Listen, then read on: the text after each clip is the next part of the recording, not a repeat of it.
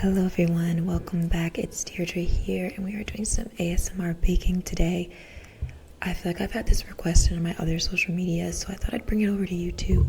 They're like, you have such a good voice for it, so we're going to see if that's true, if y'all like that. Today we are making a delicious Oreo cinnamon roll. I like to call myself the cinnamon roll queen. Not to be crazy, not to be extra. I just have gone out of my way to perfect the perfect cinnamon roll. And today I took my original copycat recipe of a Cinnabon cinnamon roll and recreated it to be Oreo flavored. So as you can see, we're starting with our yeast mixture, which is simply just warm milk, a little sugar, and our yeast, our activated yeast, which we're going to set aside and let rise after we stir together, while we put in this other bowl the rest of our sugar, some eggs, and butter. Once your yeast is activated for a good 10 minutes, go ahead and pour that into the mixture and whisk it real good. As you can see, you want it to be mixed, but it's okay to be a little chunky because that butter is just softened, it's not completely melted. Next, we're going in with our dry ingredients, and it's just simply flour and a little bit of salt.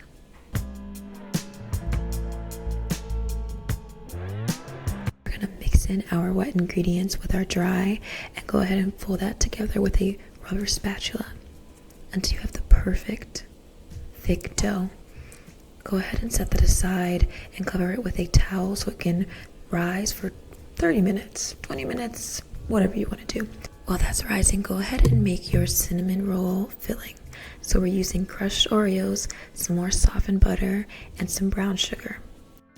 Don't forget about the vanilla extract. We're blending that together with a fork until you get a thick paste.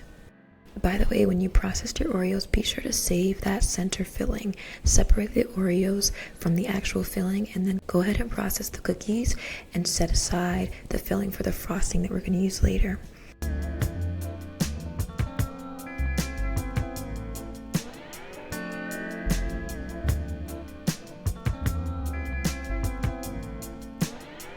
Once you've finished the filling, go ahead and take your dough, knead it just a little bit, and then we're going to put that on a floured, clean surface.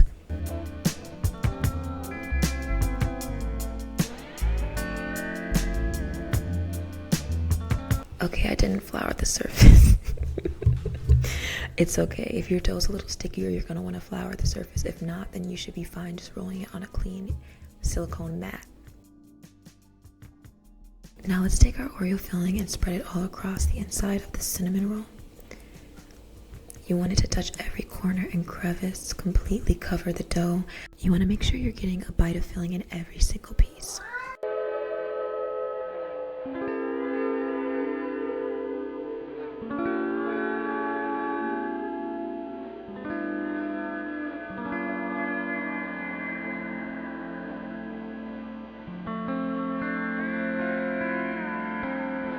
Now comes my favorite part. We're rolling up the cinnamon roll dough into a nice long log. Make sure you do it nice and tightly because you don't want to have loose cinnamon rolls. And I find that the string method is so much better than using a knife because you get the perfect cut and it gives you this perfect swirl that you can put into your pan.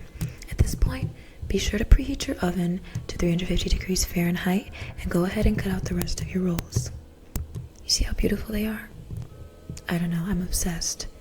Now we're going to go ahead and layer these into your pan.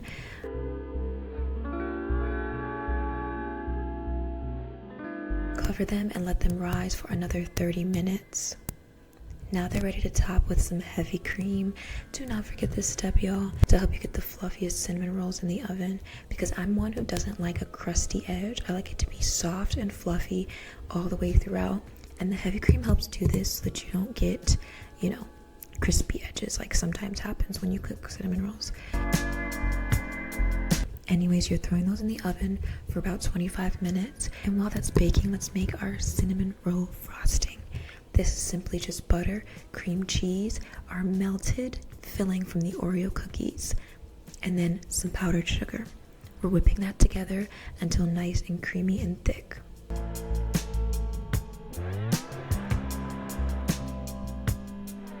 What's another cinnamon roll flavor you would like? I would love to make a recipe for it because I'm just on a roll with the cinnamon rolls. I've made a regular one, I've made some Halloween ones, some Oreo ones, so I'm open to ideas. Let me hear in the comments.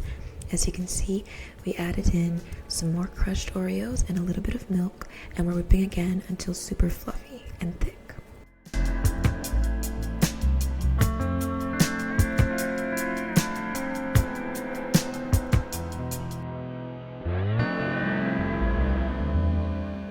Now let's take our beautiful cinnamon rolls out of the oven and immediately top them with this smooth frosting. It's gonna melt right into every crevice and give you the most gooey and pillowy cinnamon rolls you've ever tasted in your life. I promise you that once you try this recipe, you will have no doubt that I am the cinnamon roll queen. So go ahead and cut these out and serve to anyone you want, just for yourself, for your friends, for your family.